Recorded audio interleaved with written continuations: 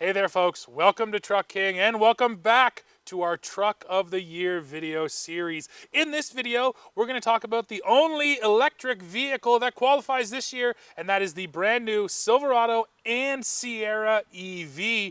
And Dad, we've had a chance to drive them around different parts of North America. We've towed trailers with them. We've even been on a development test track with this truck. So yeah, we've got a lot of experience and lots to talk about. Let's dive into it. Indeed.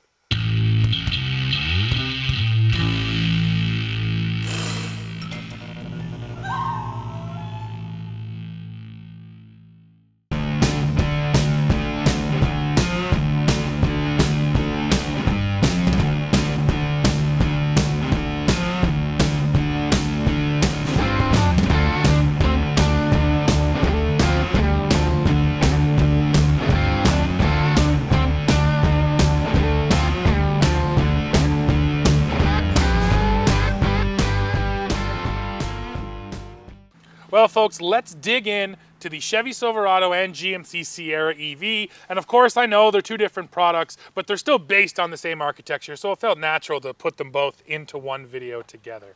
And like I said off the top, we've driven this thing all over the place. We've had it on our property, we've towed our trailer with it, so we did definitely get a good feel for this truck, and we've done all the truck things that we like to do when we're testing these types of vehicles.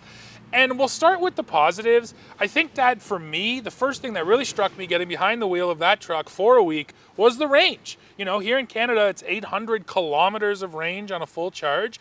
We've driven a bunch of EVs now. That is by far the most range I've had. And this is gonna seem obvious, but that gets rid of the range anxiety. When I knew I had enough to, go from my house back to your house, back to my house, or up to the cottage, test for a day, and then all the way back, it just made living with that EV more livable, less stressful. We've had other EVs where it's like, no, I gotta stop on the way to the test and then go do a test and shoot a video and then stop on the way home.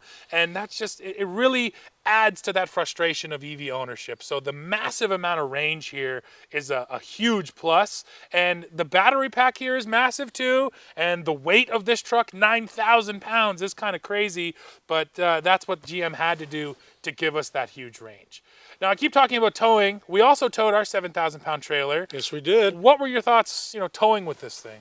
Well, the towing experience, frankly, it all comes down to weight distribution in the truck and how the power is managed. So, first of all, you've got power going to all four wheels. Secondly, the weight distribution in the vehicle front to back is 50-50. I mean, this thing is like perfectly balanced. And frankly, just about every electric vehicle does that because they got as much weight in the back as they do in the front.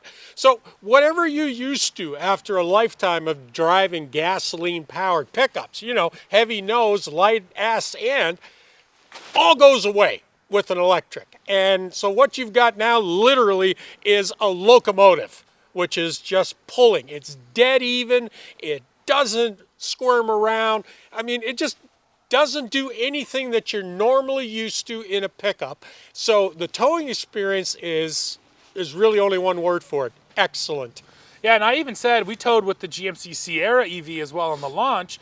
And in that video, I talked about how if this is your first experience towing, it just takes so much stress out of it. You don't have to learn to overcome some of those, inputs and forces going into the truck. It makes it simple. And that's a good thing, right? There's only positives there because, yeah, someone gets into this truck for the first time, they're going to be able to tow with full confidence. Yeah, absolutely. And, let's always keep in mind that when we're doing these reviews, we have kind of two mindsets. The one being, what did the vehicle actually do? How did it perform? Which is what we're talking about. But then in the case of an EV, we got to talk about how do you live with it, meaning the charging model. Right? So I'm an absolute enthusiast when it comes to towing with EVs, not so much with the charging model.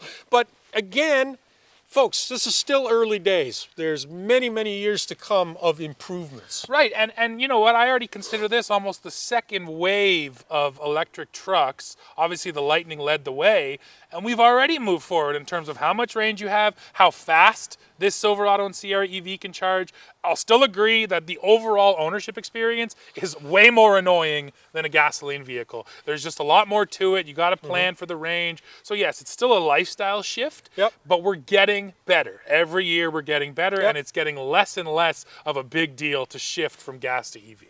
Absolutely. However, you know, companies are always paying attention to their customers. And the simple fact is with EVs, much as we went through back in the, say, the early Prius days, there was that group of people who said, I gotta have this. It's the new tech. They jumped on it. Well, those are people that are very easy to sell to. And frankly, early EVs, those people were easy to sell to. We're now coming into the next part where people are going, you know what, sure, I'll get an EV. But damn it, it's got to make sense for me, and it's gotta work with my lifestyle. So, having said that, Steve, I don't know if you noticed, but there's news reports out just now that Ram has decided to slow the launch of the REV, the all-electric pickup, and they had brought out the Ram Charger, which is the electric pickup with the gas motor range extender, and they're swapping them.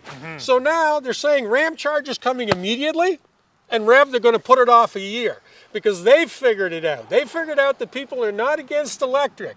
They're against the charging nonsense that comes along with it, and with the range extender, that goes away. Yeah, absolutely, which is, it's a very interesting strategy because all the other brands did the opposite. They jumped 2 feet full on with electric trucks, and now they're all doing the same thing. They're slowing down production and saying, oh, maybe we went a little too quick, too fast, you know? Hybrids, plug-in hybrids, those right across the board, particularly in the SUV market, they're the ones that have conquested this year, whereas everybody else, not so much. Yeah, absolutely. And then, just coming back to Silverado again, on one of these pain points that we have to, put out there because you just have to mention it. When you tow, your range gets cut in half. Absolutely. And actually, the Silverado EV specifically, when you throw a trailer on there, the computer automatically cuts the range in half, and then it starts to do its real-world calculation. So it starts at 50% of what you had once you put the trailer on, and then as you drive down the road, it'll adjust more or less based on your actual consumption. But that's another one of those pain points which, you still got to live with if you're getting an EV truck today. Yeah, and these are the real world situations because as we said, like if you're buying a pickup and you're just an urban dweller and that's all you're ever doing is driving around picking up milk and bread, you don't have these issues. But for those of us who actually use a truck like a truck, and in countries like Canada where, we can drive 2 hours just to get lunch. Right, in the cold. Yeah, this is not going to work the way it exists right now. So once again, I point out to Ram, and I might as well say it right now, good job, boys, because you've been pooching a lot of things lately, but bringing up the Ram Charger, that's a good idea. So the last pain point we'll bring up a Silverado EV, and this has sort of been the same case as all of these trucks, is the price. It's just too expensive as well. All these brands came out with these fancy new electric trucks and then decided to charge way more for them than their gasoline counterparts. Yep. I mean, here in Canada, we tested a Silverado EV work truck that was over $80,000. And those words shouldn't be in the same sentence. Work truck, 80 grand. I liked the work truck. Again, the interior was awesome. It was rubber floor mats. It was plain vinyl, everything. Easy to clean, simple. Nice design, but at 80 grand, I just cannot get behind that. And then you step up to the RST, top trim, and you're talking about 120. So that's another thing that needs to change here. As EVs get better and more adoption happens, they got to bring the price down. Or maybe I should say, if they want more adoption to happen, they got to bring that initial price down. No, I agree absolutely. In as much as this year, we've seen sales really level off. Some guys have gone into the tank, and we've actually heard some very refreshing comments from different companies that said, we're kind of part of the problem. We got a little greedy, right? After the pandemic, things were going through the roof, so we slapped on a little too much profit. And that is very true when it comes to EVs. Sure. Because what you're paying for today with your EV is not really the price of what it costs to build that, but these guys want to pay for the development charges that went into that truck, and they're wanting to do it a little too quickly, okay? That's something that needs to be spread out over a couple of decades, not try to recoup your money in a few years. We got to see where they go with this, but the bottom line is, if you ain't selling them, you better figure out what you're going to do. Right.